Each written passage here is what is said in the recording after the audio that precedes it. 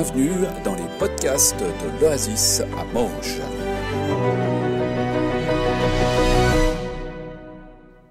Donc, vivre libéré, ça fait partie aussi des choses, j'allais dire, du terreau duquel on est en train de travailler ces temps. Je vous avais dit dans le conseil pastoral, notre rôle à nous, c'est pas de tirer les plantes pour qu'elles grandissent, mais c'est de mettre du terreau, des éléments nutritifs pour que chacun et chacune puisse trouver finalement ce qui lui convient pour se développer.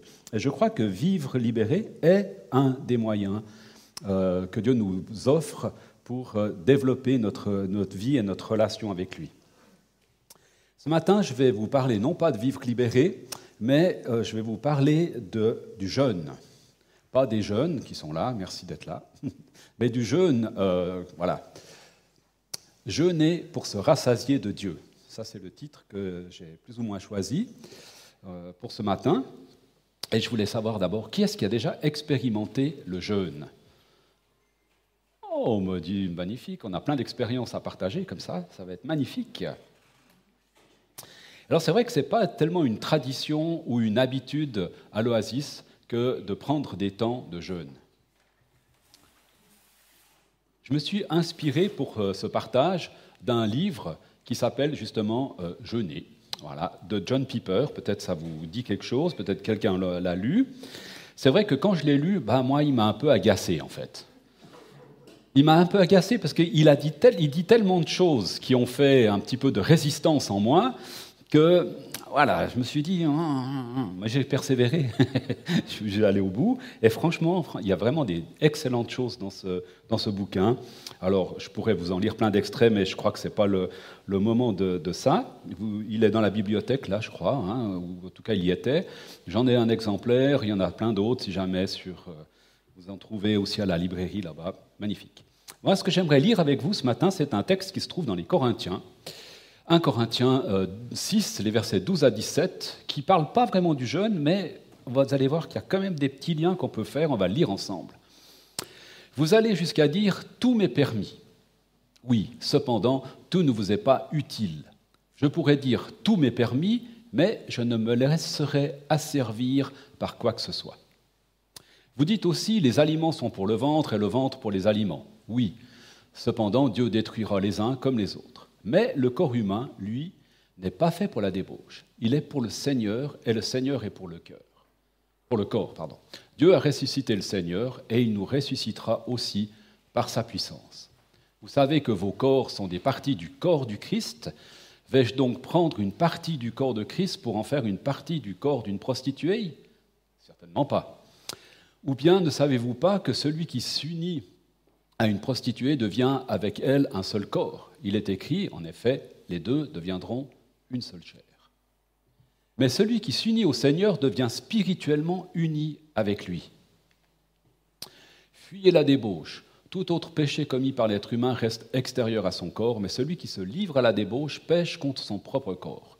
Ne savez-vous pas que votre corps est le temple de l'Esprit Saint ? Cet esprit qui est en vous et que Dieu vous a donné.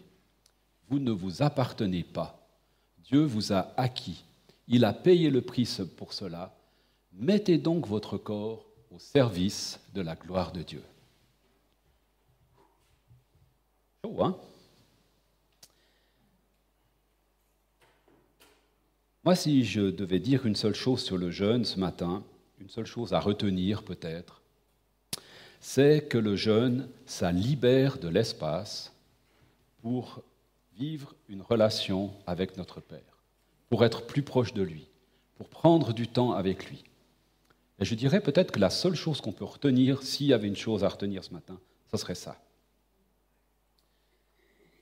Vous avez un texte qui parle dans la Bible, dans Matthieu, je crois, sauf erreur quelque part, je l'ai peut-être noté, oui, Matthieu 9, verset 17, qui parle des vieilles outres avec du vieux vin, et puis des nouvelles outres pour mettre le nouveau vin. Et par rapport aux jeunes, j'ai vu une petite interprétation qui m'a assez interpellé.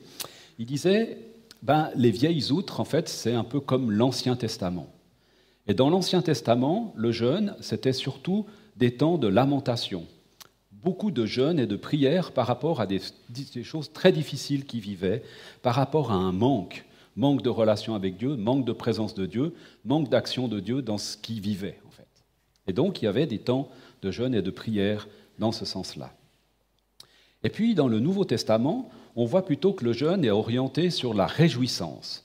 Réjouissance de vivre avec Jésus, réjouissance de la plénitude de Dieu, mais aussi, peut-être aussi, quand même, un certain manque de relation, un certain manque de temps qu'on prend avec lui, un certain manque de plénitude, finalement, qu'on pourrait vivre avec Christ. Donc, dans le Nouveau Testament, on voit Jésus a aboli toutes les anciennes lois de l'Ancien Testament, mais n'empêche que le jeûne est resté. Il n'est pas beaucoup mis en avant. Dans le Nouveau Testament, il n'y a pas 50 000 textes qui parlent de jeûner et prier. Mais il y en a quand même quelques-uns qui nous encouragent surtout à prendre du temps avec le Seigneur. Alors, j'allais dire, quel sens donner au jeûne ? Quel sens on va y donner ?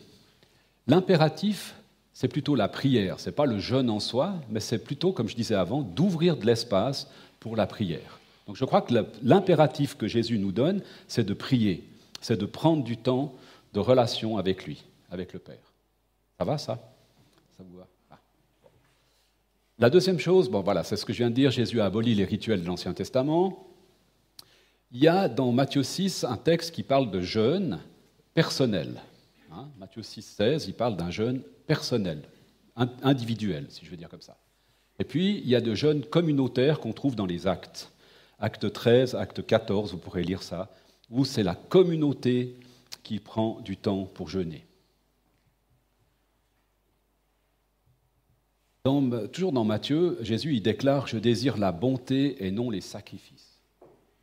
Intéressant, parce qu'on pourrait dire je vais sacrifier mon repas ou sacrifier mes heures de télévision ou sacrifier mes heures de Netflix ou de Insta pour passer du temps avec Dieu. Dieu il ne nous demande pas du sacrifice, il nous demande de la bonté. Prendre un bon temps avec lui. C'est autre chose. Et puis, alors, par rapport au jeûne, c'est intéressant aussi de voir que Jésus dit « L'homme ne vivra pas de pain seulement, mais de toute parole qui sort de la bouche de Dieu. » Et je crois que le jeûne, c'est aussi ça. C'est de dire je laisse un moment mon pain. Alors, si vous faites une fondue, c'est pas terrible de laisser le pain, parce que si vous mangez que le fromage. Non, mais voilà. Laissez un moment le pain de côté, et puis laissez Dieu nous nourrir finalement de sa parole. Je m'attends à ta parole, Seigneur.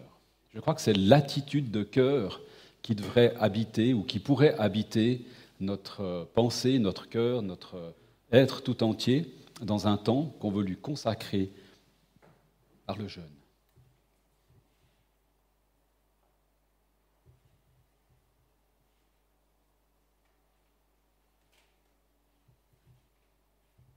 Tout est bon, on l'a vu, tout est bon, mais tout m'est pas permis, c'était marqué dans 1 Corinthiens. Donc le manger, lire, se détendre, jouer, PlayStation ou autre, Insta et compagnie, rien n'est mauvais en soi, en fait. Rien n'est mauvais en soi. Tout m'est permis, mais tout n'est pas bon, dit-il. Mais ça peut devenir un peu plus problématique si ça devient une fin en soi. Pas une fin FAIM, mais une finalité en soi. Ça peut devenir problématique si ces choses commencent à étouffer notre fin spirituelle de Dieu. Et ça peut très vite aller, puis de manière très insinueuse comme ça. On prend du temps, on regarde la télé, on regarde les nouvelles, on se met sur Internet, sur notre tablette, etc. Et tout d'un coup, on n'a plus de temps en fait, pour la prière. On n'a plus de temps pour la relation avec Dieu. Ça prend la place, gentiment, 10 minutes, 20 minutes, une demi-heure. Je suis fatigué, bonne nuit. À demain, Seigneur, merci de m'avoir béni dans cette journée. Voyez ? Et petit à petit, notre faim de Dieu disparaît. Ou s'atténue. On n'a plus très faim, on n'a plus très envie de venir au culte, on n'a plus très envie de plein de choses, en fait. Ça perd de l'importance. Donc ces choses-là sont bonnes en soi, sauf si elles deviennent des finalités, sauf si elles commencent à prendre la place de Dieu finalement. Et ça, c'est un truc que j'ai lu dans ce bouquin et qui m'a vraiment un peu agacé en fait. Le jeûne, ça teste, ça met en évidence, ça révèle en fait les désirs qui nous dirigent. Essayez de réfléchir un tout petit peu. Qu'est-ce qui prend beaucoup de place? Enfin, si vous deviez jeûner, de quoi est-ce que vous jeûneriez? Parce qu'on peut jeûner d'aliments, bien sûr. On peut se priver seulement d'une partie d'aliments. On peut prendre un temps de jeûne, juste un midi comme ça de temps en temps. Voilà, il y a plein de sortes de jeûnes différents. On peut juste dire, nous, on décide je sais pas, je dis n'importe quoi, mais de plus regarder la télévision le soir pour prendre du temps avec Dieu, par exemple, en couple ou comme ça. Enfin voilà, il y a plein de sortes de jeûnes différents. Si vous deviez jeûner, qu'est-ce que vous enlèveriez pour prendre du temps avec Dieu? Et puis souvent, on va dire un truc un peu facile, quoi. Mais quand on commence à enlever quelque chose, tout d'un coup, on voit à quel point il a de l'importance. Déjà, rien que de penser, demain, je ne vais pas manger à midi. Déjà là, ça commence à travailler. Purée. Le soir, mais le soir, je vais me faire un bon souper, parce que pour compenser. Vous voyez, dès qu'on commence à dire qu'est-ce qu'on va enlever, tout d'un coup, on voit à quel point cette chose qu'on va enlever commence à avoir tellement d'importance, en fait. Et c'est drôle, hein. Donc ça m'a un petit peu interpellé, en fait. Le jeûne teste les désirs qui nous dirigent. C'est pas rien. Hein. Les pilotes clandestins dans notre vie.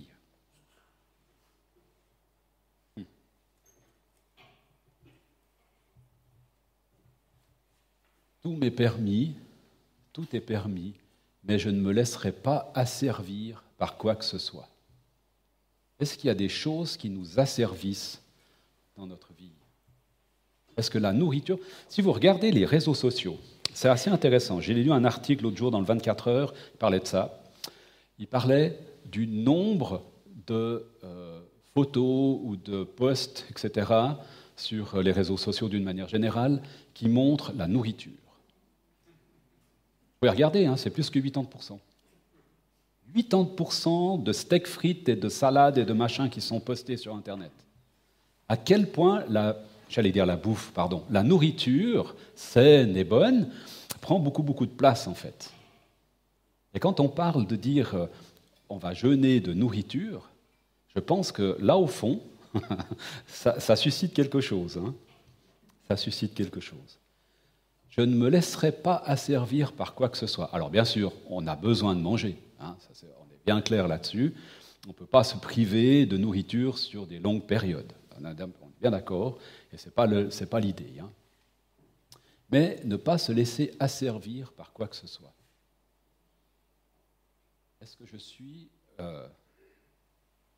sous la domination de la nourriture? Est-ce que je suis sous la domination d'Insta ou de Face ou d'autres choses? Petite question.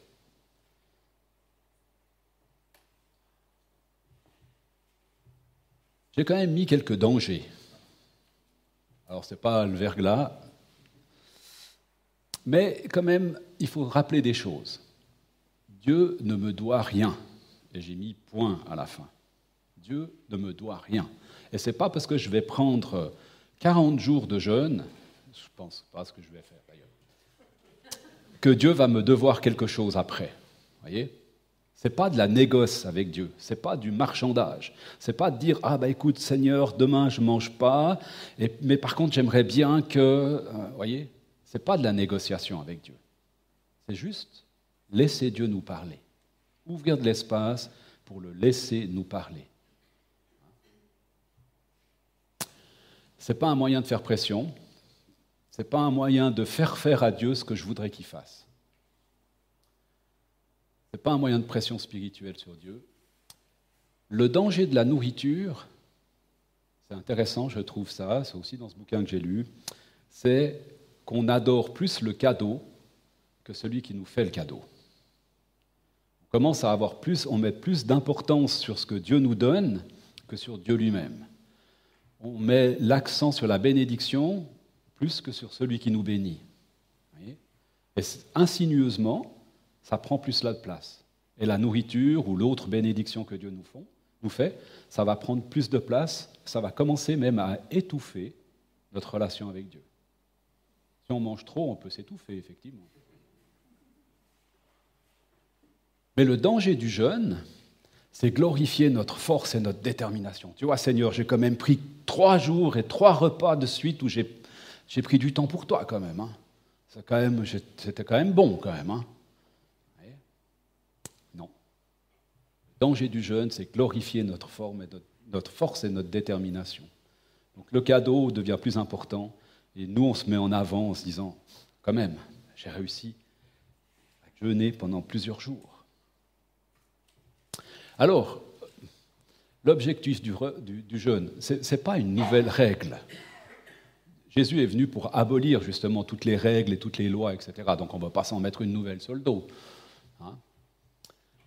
Vous êtes morts avec le Christ, vous avez été délivrés des forces qui gouvernent le monde. Alors pourquoi vivez-vous comme si vous dépendiez de ce monde, en acceptant qu'on vous impose des règles de ce genre ? Ne prends pas ceci, ne goûte pas cela, n'y touche pas, ou bien fais ci, fais ça, hein, aussi. Ces règles concernent les choses destinées à disparaître dès qu'on en fait usage. Il s'agit de prescriptions et d'enseignements purement humains. Certes, ces règles ont une apparence de sagesse. Elles parlent de religion individuelle, d'humilité, d'obligation de traiter durement votre corps. Mais elles n'ont aucune valeur. Elles ne servent qu'à contenter les désirs humains. Et on pourrait très bien jeûner dans cette attitude-là, en fait. Pour se contenter soi-même, pour notre orgueil. Et ce n'est pas ça qui nous est dit. Hein. Ne vous laissez asservir par rien. C'est fort.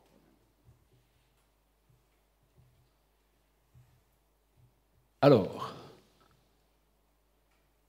moi je crois que le sens, pas unique peut-être, un des sens, en tout cas, du jeûne, c'est connaître toujours mieux et plus ce que Dieu a en réserve pour nous. Je veux dire, quand on prend du temps dans la relation, quand on dégage du temps, quand on dégage de l'espace dans notre quotidien pour prendre du temps, pour laisser Dieu nous parler, il nous parle en fait. Et il nous montre des choses. Et voilà, des fois, moi j'aime bien dire que c'est quand je suis sous la douche que tout d'un coup j'ai des inspirations de la part de Dieu. Mais c'est peut-être le seul moment que Dieu trouve dans ma journée pour avoir une petite seconde pour me parler. Ça m'interpelle quand même. Ouvrir un espace pour être en relation, en communion avec notre Père. Se laisser conduire là où il désire nous amener. Tous est différent. Et si on prend du temps avec lui, peut-être que ça va être dans la méditation, dans l'imagination, ou bien dans la contemplation qu'on va être avec lui. Bien peut-être qu'on va aller se promener, ou même aller courir, parce que là, c'est là, dans ces moments où je cours, que Dieu me parle peut-être. Vous voyez ? C'est pas forcément assis devant sa table, voilà. Ou bien dans la lecture, ou l'écoute, ou bien dans la prière, en pensant à ce qui nous habite au plus profond de nous, ou bien laisser Dieu nous parler là autour, ou bien dans des rencontres peut-être. Vous voyez, le jeûne, ça va peut-être nous permettre de rencontrer des personnes, etc., d'avoir des contacts. Et puis là, il va y avoir des choses qui se passent quand on rencontre d'autres personnes, ou bien un temps de repos, un canapé, un feu de cheminée, pour ceux qui ont le plaisir d'en avoir. C'est sympa aussi. Hein. Donc le temps de jeûne, ce n'est pas forcément juste se poser devant sa table avec l'assiette à côté, le couteau et la fourchette dedans, vous voyez, vide, hein, qui vous dit regarde ce que tu manques, voilà tout ce que tu manques là, tout ce que tu pourrais avoir dans ton assiette. Alors peut-être c'est bien de ne pas mettre l'assiette sur la table, peut-être. Mais vraiment, peut-être laisser simplement ouvrir l'espace, puis laisser Dieu nous conduire là où il désire nous conduire, dans ce qu'il désire nous voir vivre avec lui. C'est surtout ça, je pense, qui est important, plus qu'autre chose. Alors voilà, ce matin, on a fait vraiment un survol du jeûne. On va pas aller beaucoup plus loin parce qu'on va avoir encore 4 autres cultes, enfin en tout cas 3 autres de préparation. Mais je vais vous montrer peut-être le programme. Pardon, j'ai encore ça. C'est vrai, ça c'est quand même Philippiens, là, il est quand même intéressant. Je ne prétends pas avoir déjà atteint le but, ou avoir déjà été conduit à la perfection, mais je poursuis ma course pour m'efforcer de le saisir, car j'ai moi-même été saisi par le Christ. Et je crois que c'est important de voir que, de nouveau là, ça marque bien le fait que ce n'est pas de notre propre force, mais c'est parce que d'abord on a été saisi par le Christ, qu'ensuite je peux faire l'effort de vouloir, voyez, mais ça va dans l'autre sens, c'est pas je fais un effort pour m'accaparer Jésus ou quoi que ce soit, mais c'est parce que Christ m'a saisi, Christ a payé tout pour moi, qu'à partir de là, je peux prendre du temps avec lui. À partir de là, je peux dire, je veux ouvrir de l'espace pour être avec toi. À partir de là, c'est une conséquence du fait que Christ a saisi ma vie, que moi je peux donner du temps pour lui, etc. Donc voilà, je saute un peu du coq à l'âne, mais pas complètement quand même. Donc ce mois de mars qui va commencer, on va partir dans cette direction-là. On va avoir 5 cultes autour du jeûne aujourd'hui. Et puis le 3, le 10, le 17 et le 24. Et puis on va faire ça de cette manière-là. Donc on va vous présenter des choses. Et puis on va se ouvrir une semaine pour expérimenter.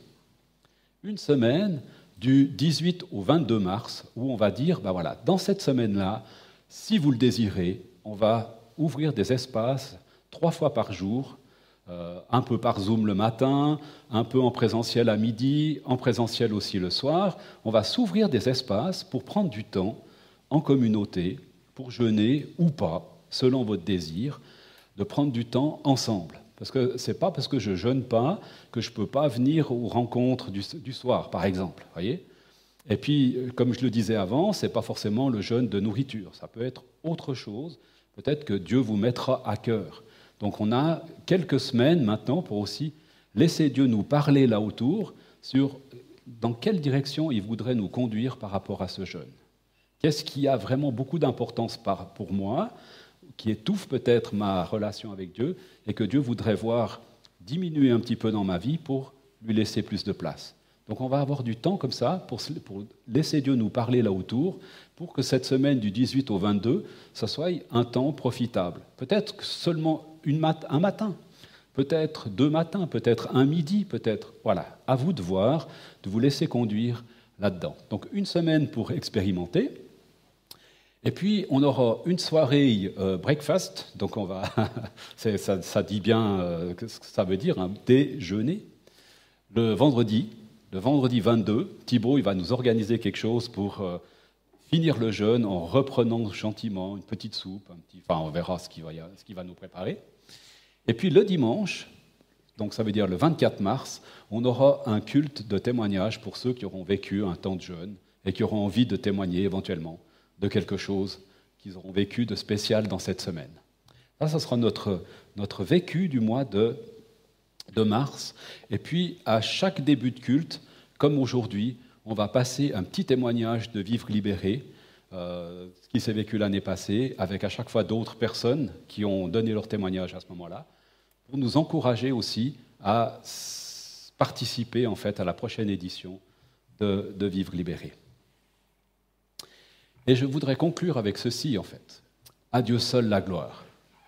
Que ça soit... Oh, j'étais un peu vite. Que ça soit en mangeant ou que ça soit en jeûnant, ce qu'on désire, c'est que ça soit Dieu qui soit glorifié dans tout ça. Je vous invite à la prière. Seigneur, j'aimerais juste te louer, te bénir pour cette occasion que tu nous donnes à travers de cette pratique du jeûne, de prendre plus de temps avec toi, d'ouvrir de l'espace dans nos vies bien remplies et peut-être trop remplies des fois, de tellement de choses, parce qu'on est dans une société qui nous pousse aussi à ça. Et là, tu nous offres comme un espace de respiration spirituelle pour être avec toi, pour prendre du temps dans ta présence, pour se laisser travailler par toi.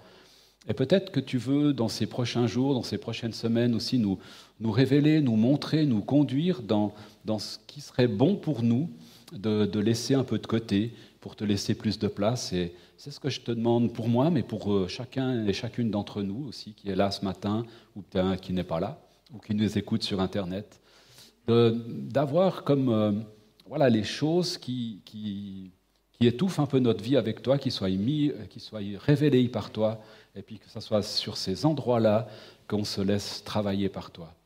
Alors je te prie que ça soit non pas un sacrifice pour obtenir quelque chose de ta part, mais vraiment une conséquence du fait que tu as tout donné pour nous, et puis que nous, on te donne un tout petit quelque chose de notre temps, de notre espace de vie, pour être toujours plus connectés avec toi. Alors voilà, je te prie de nous préparer dans nos cœurs, dans nos pensées, pour qu'on puisse vivre quelque chose de bon avec toi dans cette semaine du mois de mars. Sois béni, Seigneur, et puis que toute la gloire vraiment te revienne à toi seul, Jésus.